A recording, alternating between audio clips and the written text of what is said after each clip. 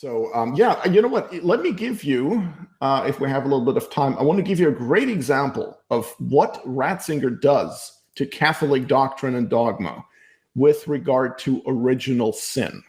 Okay.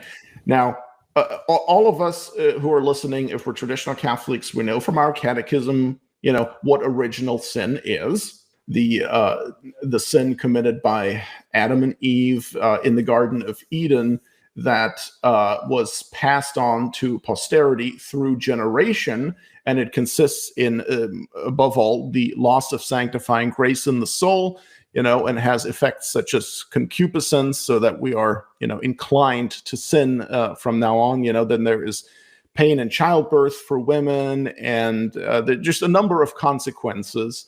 But essentially, it's the loss of sanctifying grace in the soul, and it has been passed down from Adam on.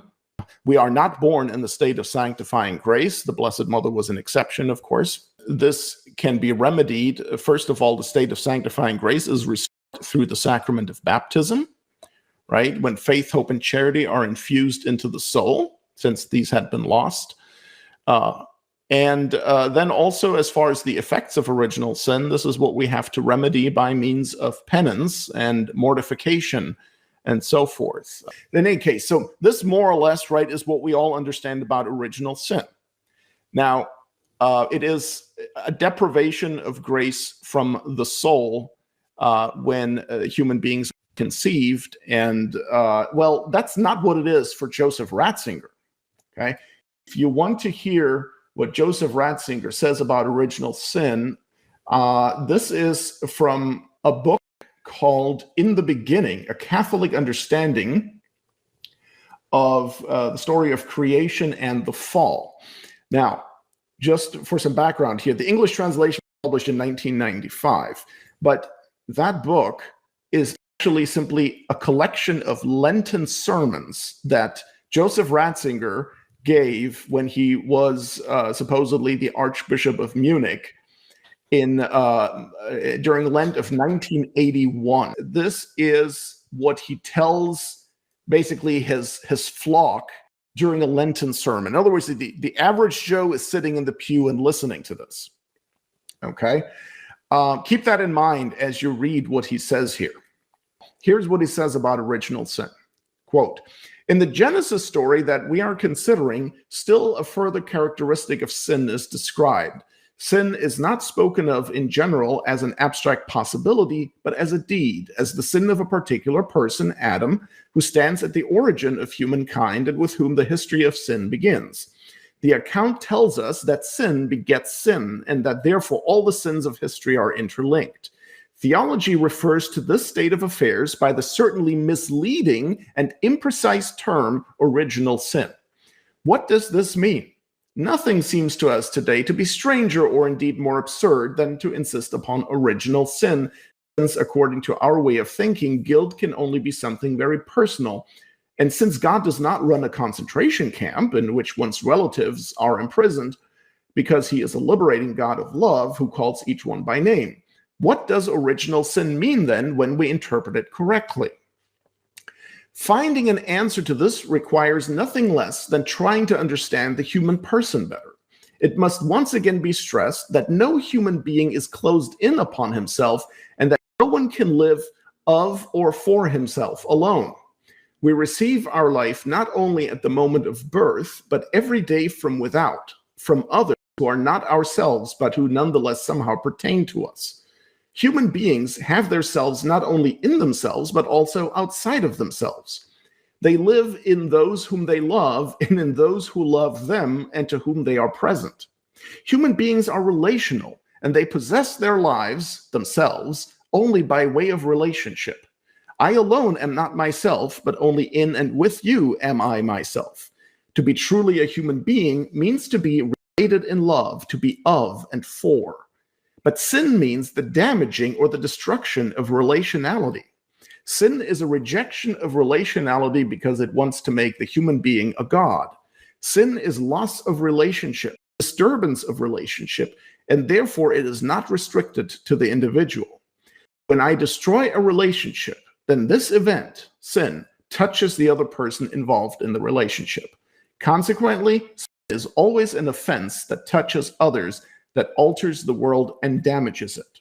To the extent that this is true, when the network of human relationships is damaged from the very beginning, then every human being enters into a world that is marked by relational damage. At the very moment that a person begins human existence, which is a good, he or she is confronted by a sin-damaged world. Each of us enters into a situation in which relationality has been hurt. Consequently, each person is, from the very start, damaged in relationships and does not engage in them as he ought. Sin pursues the human being, and he capitulates to it. Unquote. Kevin, please summarize. Just kidding. Notice, first of all, that at no point does he mention the soul. Okay, right? There's nothing in there about soul. There's nothing in there about sanctifying grace. Do you remember hearing anything about grace? No. Now he does say sin begets sin, but that's too vague. It's not so much that sin begets, it's generation of offspring that transmits the fault of Adam, right? The original sin. It's kind of like, I think theologians like to liken it to like a lost inheritance, right? If your great-grandfather squandered his inheritance, well, guess what? You're not going to get it either, right? You might say, well, that's not my fault. That's right, but you still don't have it. Right. I mean, it's not owed to you. And so it's not enough to say, oh, sin begets sin. And that is right there what, that's an affirmation of the orthodox doctrine. It's not. And the Council of Trent has quite a few anathemas regarding original sin. And I mean, it says right there, for example, if anyone does not confess that the first man, Adam, when he had transgressed the commandment of God in paradise, immediately lost his holiness and the justice in which he had been established, and that he incurred through the offense of that prevarication the wrath and indignation of God, and hence the death with which God had previously threatened him, and death captivity under his power, who thenceforth had the empire of death, that is, of the devil, and that through that offense of prevarication, the entire Adam was transformed in body and soul for the worse, led him to anathema. That's one of the anathemas. And then the same Council of Trent says, if anyone asserts that the transgression of Adam has harmed him alone and not his posterity, and that the sanctity and justice received from God, which he has lost for himself alone and not for us also, or that he, having been defiled by the sin of disobedience, has transfused only death and the punishments of the body into the whole human race, but not sin also, which is the death of the soul, let him be anathema, since he contradicts the apostle, who says, by one man sin entered into the world, and by sin death, and so death passed upon all men, in whom all have sinned.